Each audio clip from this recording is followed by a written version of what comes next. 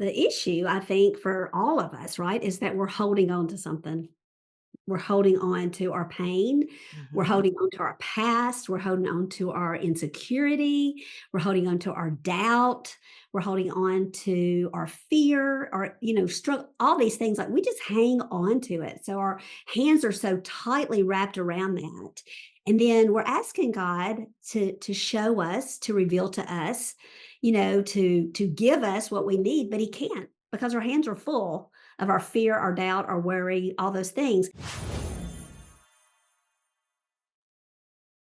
Hey guys, whether you are a person of faith or not, there are just certain truths that have to be understood prior to taking a risk, or as I like to call it, stepping out on faith. Today I'm talking with Pam Pegram, who is an amazing thought leader in the faith-based business space. And she's going to share with us some of her tips for discovering your purpose and understanding sort of how to take that first step within that risk or stepping out on faith. So take a listen, take a watch. And then be sure to comment below telling me your thoughts on how you do it. How did you find your purpose? And stick around until the end, because I do have my very own tips that I'm going to share with you.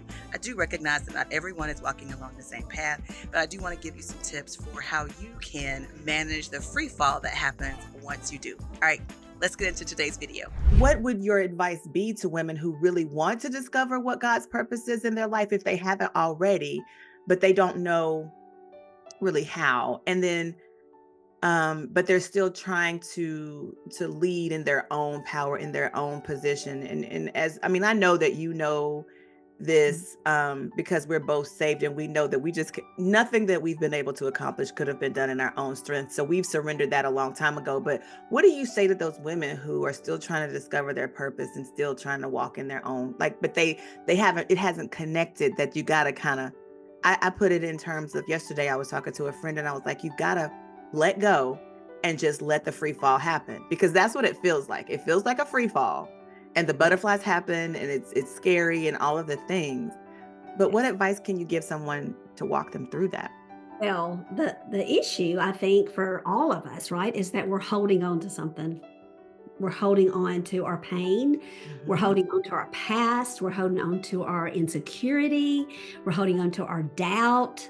We're holding on to our fear, or, struggle, all these things. Like, we just hang on to it. So our hands are so tightly wrapped around that. And then we're asking God to show us, to reveal to us, to give us what we need, but He can't, because our hands are full of our fear, our doubt, our worry, all those things. And so we have to drop them at the foot of the, Mhm. we have to release them. We have to hand them to Him, so that we come to Him with empty hands. Yes. We come to Him with Him. So we have to release all of that in order to receive what it is that He has for us. And so often we think the very things that hinder us from doing what He's calling us to do, it's really what He's using to prepare us for what Mhm. He's already prepared for Mhm. us, right? Mhm. And so there's something He's going to lead us to, something He's guiding us to do. But we have to let go of everything and receive what it is that He has for us, what He's teaching us, and what He's revealing to us. And He does Mhm. reveal things to us, right? Absolutely.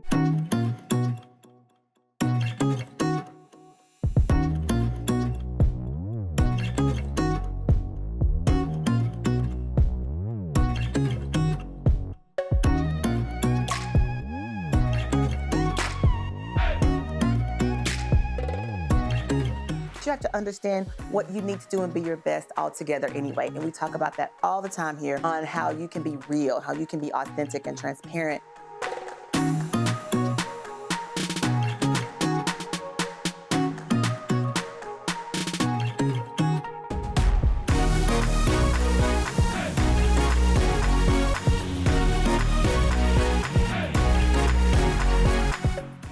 Absolutely. Yes. I think we get in our own way. So what you're saying, Oh, when I'm mhm. speaking when I'm teaching and I'm coaching, from my perspective, I do say, in addition to what you just said, is before you can even get to that point, you've got to, like you said, release the Mm. things that you're holding on to. And a lot of times it's baggage that someone else has packed our bag for us. I always tell people, we walk into rooms with our own baggage, but 9 times out of 10, somebody else put stuff in the bag. And so in order for us to kind of, I say you walk into a room with the hobo bag if you haven't done the work, but then if you can open that bag and start pulling stuff out and give people back the things that they've given you and put in your bag, then you can repack your bag with just the stuff that you know is just yours. And then you can walk out with a Louis Vuitton, with a luxury handbag, versus that beat up baggage that you've been dragging around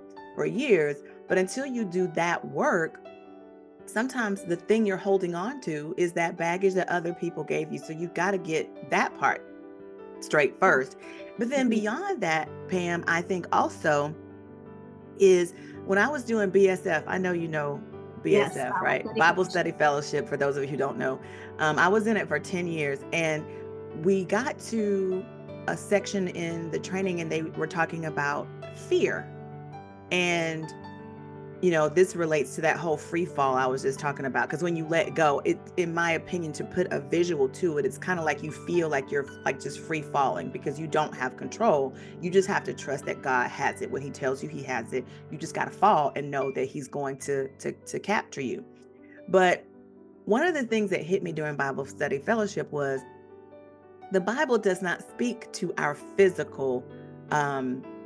People do not acknowledge that when he says we don't have a spirit of fear, he's not saying we're not going to be afraid. He's saying the spirit we have is not a spirit of fear. That's the Holy Spirit that's in us. He's not a spirit of fear. Our flesh, however, is Yes. going to feel it. Mm. And we have to say to our flesh, and I say it with my mouth. When I'm afraid, I'm like, all right, Lord, I need you to get this flesh under control because Yeah. she's not acting right and I'm having some issues. We have to speak to our flesh because it still is going to have the butterflies. It is still going to have the anxiety and the stress and all the things that comes with the emotion of fear. That's not what that scripture was speaking to. It was speaking to a spirit of fear. And so I feel like even in these instances that you're talking about, we do have to acknowledge that part of the reason that you're holding on to stuff is because you're afraid. Yes, for And if we sure. can get rid of that, if we can get rid of that mindset that fear is not supposed to happen, that you're going to be able to avoid it in some way, then we can begin to open up people's minds and say, okay, I've got to let go of it in spite of how my Yes, body is feeling. And yes. I have to let go of it and understand why I have it in the first place by unpacking the bag and giving things back to the people that gave it to us in the first place. So, Yes, and fear may not look like what we think it's gonna look like. mhm, Sometimes mhm, it masquerades, mhm. and we're using it as an excuse. I had the very same thing happen, had to deal with fear, but I didn't even realize I was afraid until, I have a really strong inner circle. That's really Mhm, important, and to have a really strong inner mhm. I circle agree. of people who will, call you out, when you are operating in fear. But Mhm. about a year ago, even more than a year ago, about a year and a half ago, God, in my quiet time, it dropped in my spirit that He wanted me to build a network of leaders. And like before, even that was a complete thought in my spirit, I would say, no, no, no, no, no, no, no. Like, I did not want him to say that because that feels really big, way beyond me, and it just felt, like a lot, and, like, where do Mhm. you even begin with something like that, right? And so, um, not even realizing it, I was very intimidated by it, but I knew that, he's been calling me to leadership for years and years and years, and I've been exposed to so much that, goodness gracious, how could he not use some of it, or how could I not, you Be know, willing to share it. allow him to use it, right? And so, but that felt really big. And so what happened was I caught myself thinking, okay, well, I need to do this first. I need to do that first. I need to do this. Okay, I'm gonna hire another. Mhm. Okay, I'm gonna hire another one. Procrastination. Yes, 100%. And so Gwen, who is with me and engaged for more, she's like, stop. You are procrastinating. Mhm. And that's when immediately God's like, stop. That was Do fear. not Like you said, fear. it Yes, manifested itself not with fear. Yes, procrastination. listen, it is bigger than me. That's why I need him, right? And so Exactly. whatever our calling is always more than we think we could do, more than we could ever even imagine ourselves doing, or he's going to use us in ways like we shouldn't even have expectations on it because we have no idea No idea. God wants to do with it. And it may be for one person, it may be for, 2 million people. We don't know, and it really doesn't matter. What matters is that we are just walking in obedience to him, and that Perfect. we're here for it, right? That's We're here for absolutely it. true. Hey guys, wasn't that wonderful information that Pam shared with us?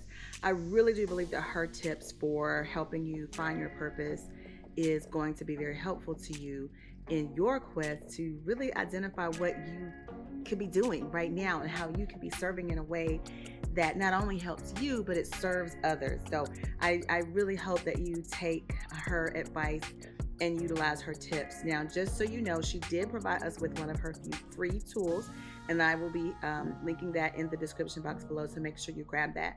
But for those of you who maybe are not faith-based businesses, maybe you're not going down the same path, that's okay. I've got some really good tips for you as well, as I promised at the beginning of this video, because I think that it's important for me to share a well-rounded approach to personal branding and really putting the BU in your business. Some of you are faith-based, some of you are not, but I do believe the free fall that happens when you take a risk, as some say, or step out on faith, as I typically say, is really being able to handle that free fall that happens. And so I've got a few tips that I want to share with you, as promised at the beginning of this video. The first thing that I want you to think about when it's letting that free fall happen is defining your personal framework. Now, I've talked about personal framework repeatedly on this channel, and I will continue to do so because I believe it's so important in your ability to be confident, create effective and efficient practices within your business, help you with developing a brand culture that you can onboard people into, identify the right people. Really, your personal framework goes a long way into helping you with those things. So defining your personal framework is going to be important, and your ability to releasing whatever baggage you have that is preventing you from getting things done, like negative beliefs, limiting self-talk, imposter syndrome. These things happen because we've allowed other people to pour into us. But when we define our personal framework, we are getting rid of all of that. We are erasing that negative tape and replacing it with the positive tape with more true to form about who you are, because you've done that work. Once you have been done the work and created your personal framework, my next tip is to use that to create circumstances for optimal success. And this is just your ability to use what you know about yourself to set yourself up for success, no matter what you're doing, with whatever action step you're within, as you are, trying to achieve your goal. Remember, a goal without a plan is just a wish. Well, that plan someone has to take action towards that plan.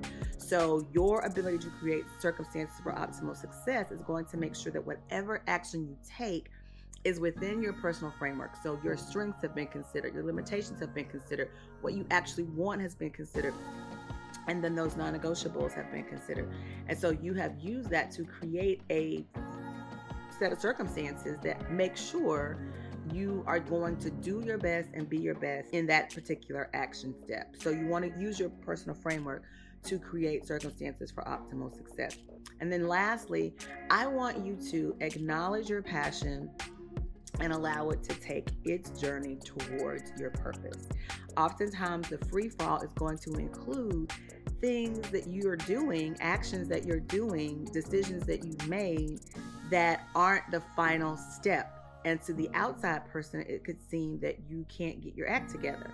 But when you are very clear about your personal framework and your circumstances for optimal success, and you are getting a handle on what you're passionate about, allow that passion to take a journey. There may be many iterations of that passion landing on different things before it arrives at your overall and final purpose. So don't be afraid of that. That is going to be a part of your free fall.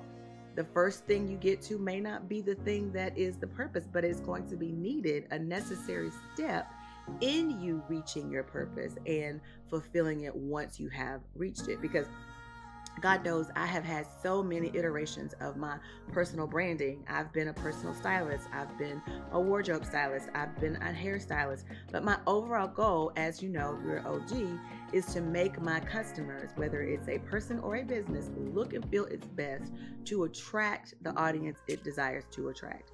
That has been my overall goal. So the theme, the thread throughout my passions journey has been the same, whether other people saw it or not. And that's what I'm saying to you. Allow your passion to take its journey towards its purpose. You are going to need every experience along that journey to help you fulfill the purpose in the end. So now it's your turn. I want you to tell me your thoughts. Tell me how you found your purpose. Leave a comment below. Do you know what your purpose is? Tell me what it is. I want to know, and how much you're enjoying it. And then also let me know if my tips, for those of you who have not yet landed on your purpose, let me know if these tips are helpful to you. I want to know. And don't forget, my BU guide, which will be linked in the description box below, is a great tool.